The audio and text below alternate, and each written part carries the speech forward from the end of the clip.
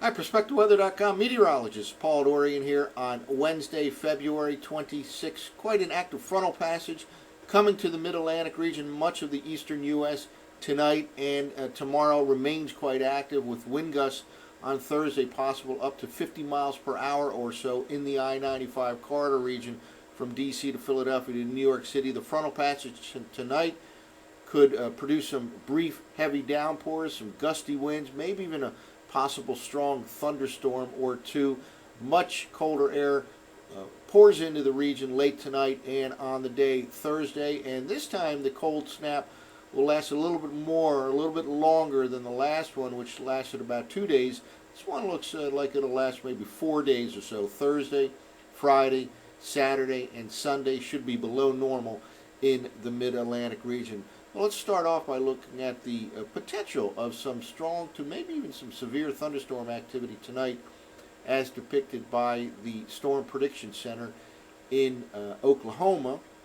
This is their forecast map for the next 24 hours. A marginal risk right in the mid-Atlantic region. Again, we'll see in a moment here some of the models, some of the higher resolution models especially, are depicting a line of thunderstorms basically in this region moving from west to east during the latter part of the evening, and there certainly can be a strong to potentially severe thunderstorm with some damaging wind gusts associated with this strong cold frontal passage. It has quite a bit of support in the upper part of the atmosphere, which we'll go over during the next few minutes.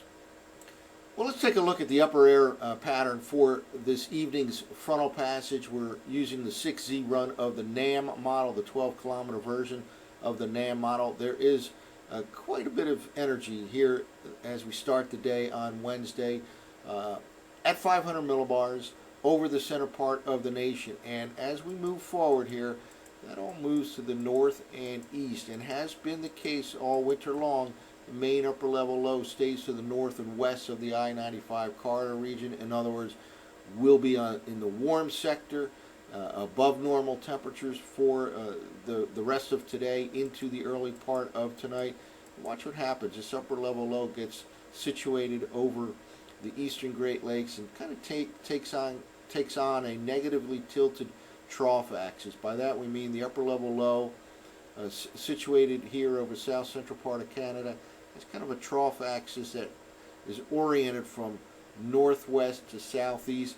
And what that does is promotes a lot of upward motion on the eastern side of that trough axis, in this case over the mid-Atlantic region, and that will support the idea of some heavy downpours, maybe even a strong to severe thunderstorm or two. Let's keep moving forward here into the overnight hours, and here is that negatively tilted trough axis. If we draw it on here right now, we're talking about extending like this, and right in this region right here is where you will have quite a bit of upward motion at this time, and this is down to the latter part of the evening, again leading to the possibility of some heavy downpours and potential strong to severe thunderstorm. If they do occur, they'll have potentially some damaging wind gusts. Now let's continue to move forward here, and that slides on through, and by late tonight we'll have intensifying low pressure, and the winds will kick up out of the northwest during the overnight hours and really get going on Thursday, perhaps up to 45 or 50 miles per hour or so in terms of the wind gusts on Thursday, most likely the latter part of the morning through midday into the afternoon as that low pressure system continues to intensify. Well, let's take a look at another field as depicted by the NAM model run from 06Z last night. This is what we're looking at here is frontogenesis in the lower part of the atmosphere, about 850 millibars. It really just gives an indication of how strong the cold front is, the temperature gradient associated with that cold frontal system as depicted here by what we call frontogenesis values in purple. This is coming into the early evening hours, 7 or 8 o'clock tonight. That is where that frontal system will be at that particular time, and let's just keep moving forward.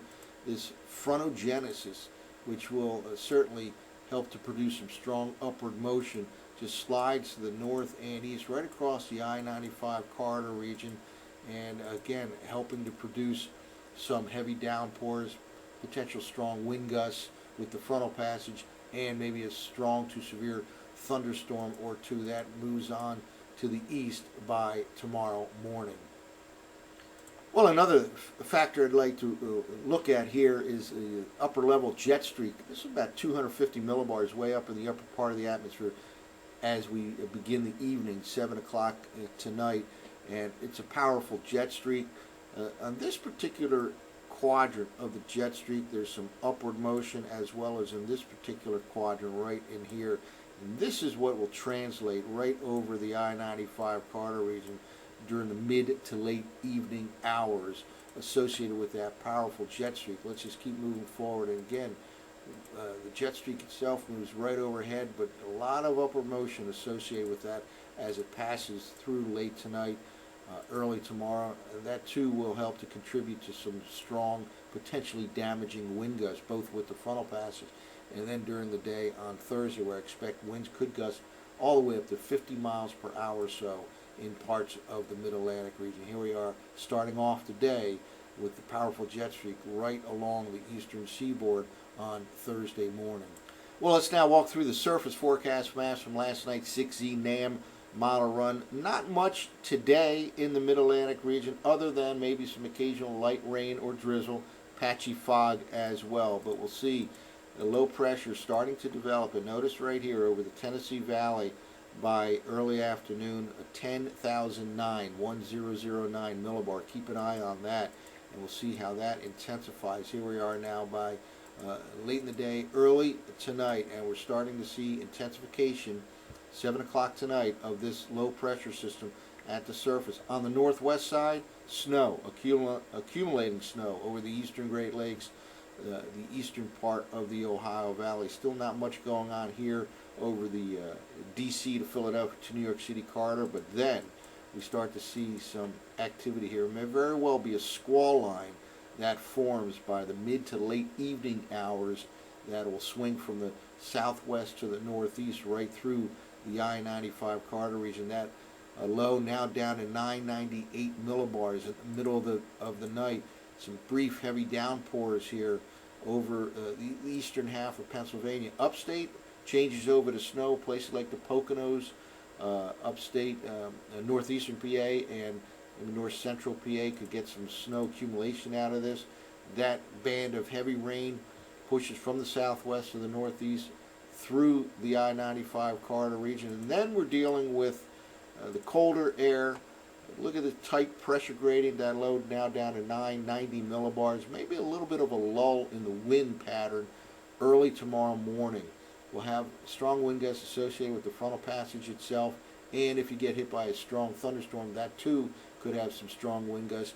And there may be kind of a lull in the action for a bit early tomorrow, and then by mid-morning, late morning, midday, through the afternoon, with this strong low pressure to the north and a tight pressure gradient, winds will gust past 40 miles per hour, perhaps even up to 50 miles per hour or so. And those winds will not dissipate anytime soon. It looks like it'll stay windy into tomorrow night and actually right into the day on Friday. Here we are now by midday Thursday.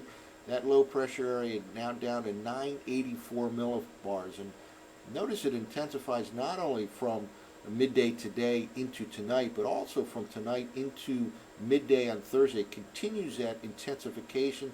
That will continue to tighten up, to intensify this pressure gradient, leading to those potential 50 mile per hour wind gusts out of the northwest during the day on Thursday. And again, that pressure gradient stays tight right through the day on Thursday and even into Friday. Right here, there will be some brisk winds lasting right through Friday. So the colder air will be reinforced by a secondary surge of cold air by the early part of the weekend. So it looks like once we get below normal on Thursday in the mid-Atlantic, it'll stay colder than normal right through Sunday. And again, watch out for an energetic frontal passage later this evening. Possible heavy downpours, maybe some gusty winds, a strong to severe thunderstorm possible, and then wind gusts out of the northwest on Thursday all the way up to 50 miles per hour or so in the mid-Atlantic region. That's it for now. For PerspectiveWeather.com, I'm meteorologist Paul Dorian.